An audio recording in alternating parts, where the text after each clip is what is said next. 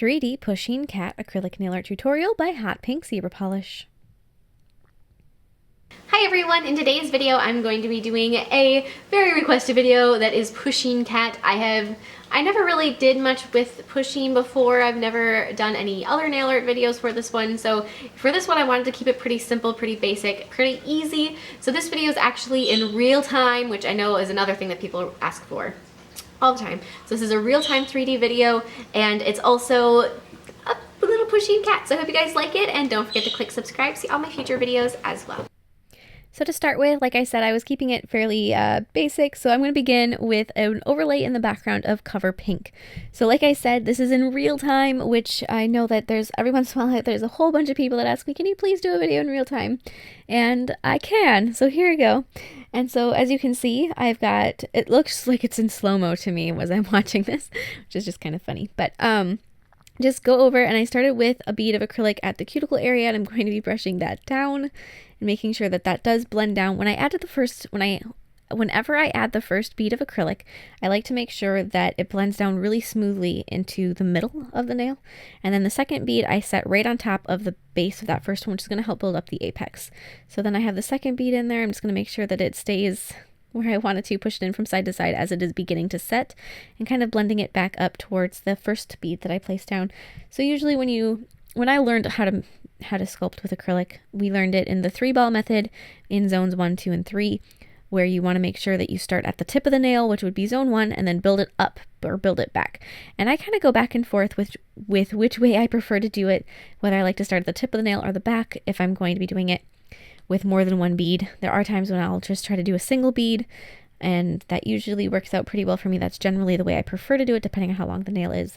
But for this one, I did it in a two-ball method, and I'm just going to kind of blend it together. This acrylic that I was using I hadn't ever used before, so that was kind of a learning experience too.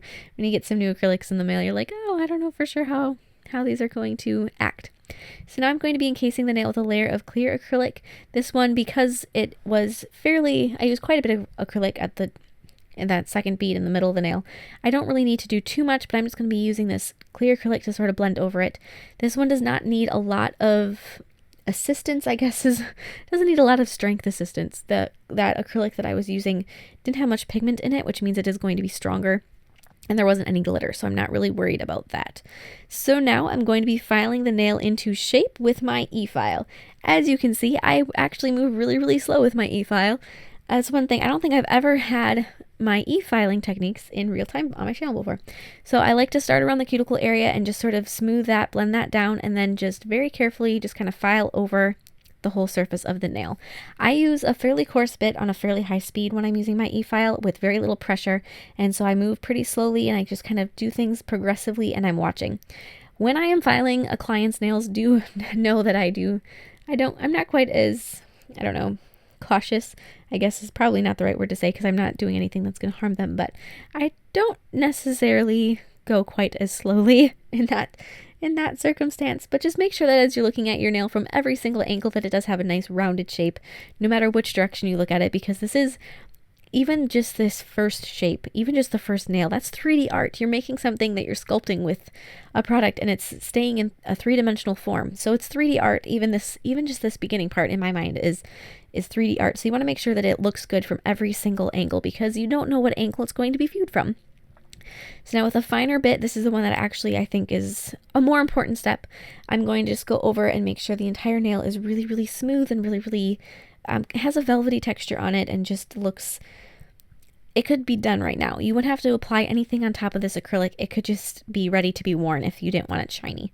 That's how you kind of want it to look at this point. So now I'm going to be sculpting my Pusheen cat, which is the part that has been, or the part that I'm sure you guys are all waiting for.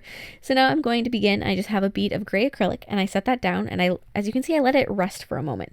I don't start messing around with my acrylic right away. I like to let it just breathe for a second and just kind of set up some. I also clean my brush during that time.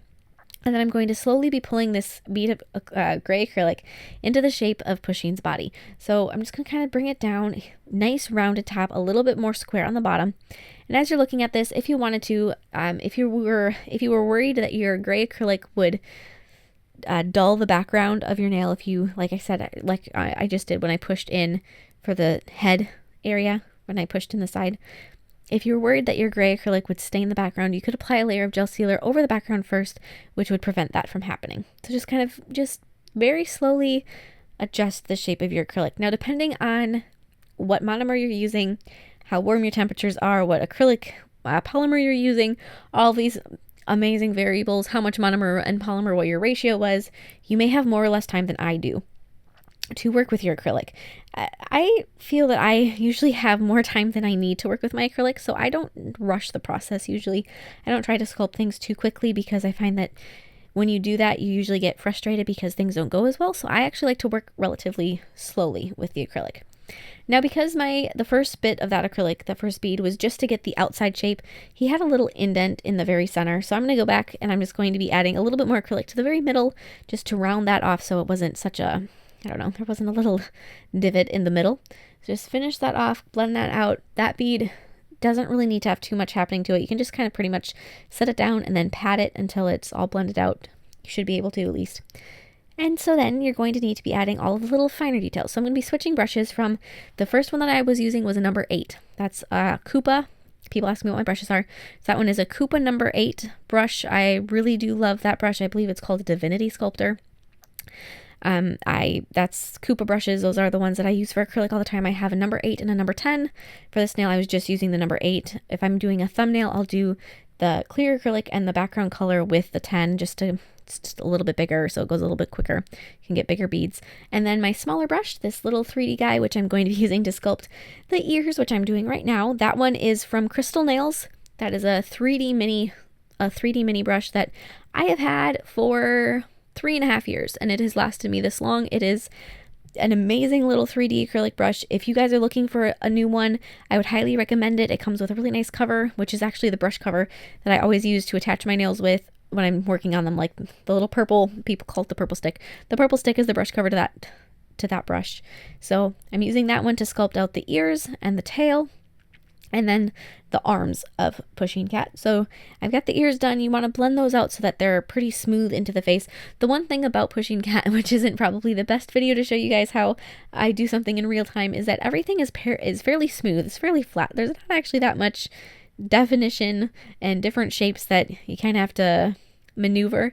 Everything is pretty smooth. But if you guys are just starting in with 3D sculpting, and this is one that you are looking at to try to help you get a good first project under your belt, this is a very good one to start with because everything is a little bit on the very round, smooth side. So if you guys are just starting out with 3D acrylic, I highly recommend trying out this one as one of your first projects that you're going to be going after, because there's not too much texture, there's not too much weird shapes. It's all pretty basic. So it's a good one to start with. So I've got the tail in place, very skinny little tail. It's not very fluffy or anything. So just a nice little line that blends up smoothly into the body. And then add just a little bit more acrylic for those front legs, which I will be grabbing in a moment. That is the one thing about doing a video in real time, is that you have to wait for me to grab my beads. But then I've got the first little foot. Grab that, set that down. When you are grabbing something like this, you want a really teeny tiny bead. I dip only the very, very tip of my teeny tiny little 3D brush into my monomer to grab my acrylic. Usually I kind of, depending on the size, but I'll dip my brush in and then I'll wipe off the monomer that I don't need. For these little bits of acrylic, I just dip it a little bit instead of trying to wipe off that much monomer, because you're not going to get rid of that much. So you just want to have the smallest fragment of monomer in your brush at a time. So I'm just grabbing the smallest little beads, and when you're doing this and you're trying to get two things that are about the same size, so in this case 2 feet that are about the same size, try to watch how far you're dipping your brush in or how much monomer you're wiping off, how deeply you slide your brush through your acrylic, all of those things, just so that you try to get 2 beads that are as symmetrical as possible, so you don't have to keep doing what I'm doing basically and adding a little bit more and a little bit more and a little bit more to get them to be the same size, because eventually you might end up with pieces of acrylic or bits of acrylic that are way too large. So it does work better if you try to watch yourself to know exactly how big you're grabbing one so that they are the same from the beginning. So now above my little Pusheen Cat, I just wanted to add a little heart just because I wanted to add something that was a little bit, I don't know, just a little bit more on this guy.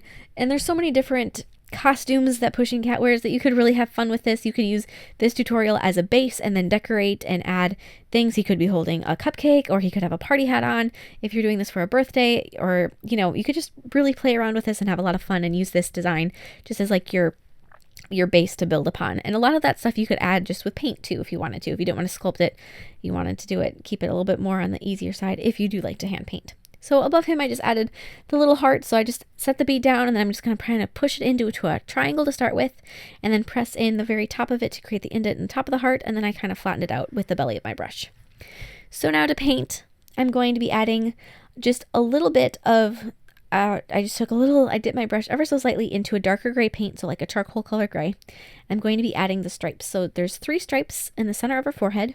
So add those to start with, and then you're going to want to be adding just a little bit on her back as well. So a couple little stripes on her back that you really don't see too much of them. Most of them are, you kind of get the front view, so you don't see too much of those back stripes.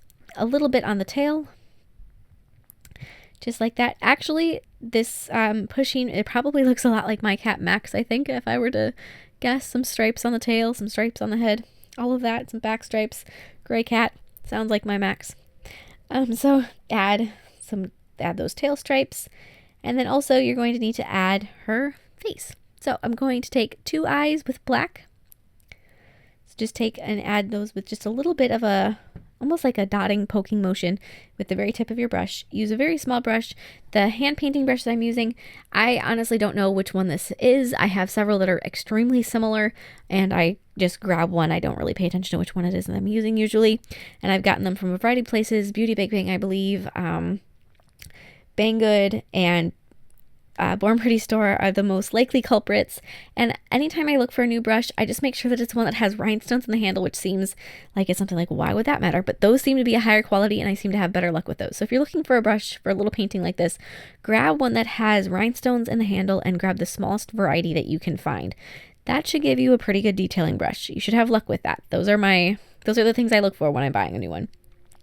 So then you're also going to need, I added the little mouth, and you're going to need to add 2 whiskers on each side. And those whiskers do go off the side of her face. And then you're going to need to do outlines with black. And I'm sorry that I'm kind of off camera a little bit, but you do see some. And I did cut out a section of video where I was outlining around the top of Pusheen's head because it was completely off camera, and there's no point in watching me do absolutely nothing because you can't see it. So I just cut that section out. But just go around and add an outline just around everything. As you can see, I do move very slowly when I do my outlines. Everything I do, I'm looking at thinking, man, I go so slow. I look like I'm a sloth or something. But when you do work slowly, you do work precisely. So don't rush the process, which is a good recommendation no matter what. And then I'm going to be adding some gel sealer over the background. Like I said, you could have done this before, depending on what your gray acrylic, how pigmented it is, and if it was going to stain the background, depending on what your background color was, because all these things can be switched up. So if you wanted to, you could have done this part in advance beforehand, but otherwise go ahead and apply that now to the background, and then after that's cured, apply matte top coat over Pusheen. And I also did the gel sealer over the heart, so I just did that over the entire thing. So Pusheen was the only thing that was matte. That'll just make her stand out a little bit more from the background of the nail. And that is it. I hope you guys like this one. Like I said, it's pretty simple and a good starter project. So please share recreations with me on Facebook or Instagram. I'd love to see them. And I will see you in my next video. Bye.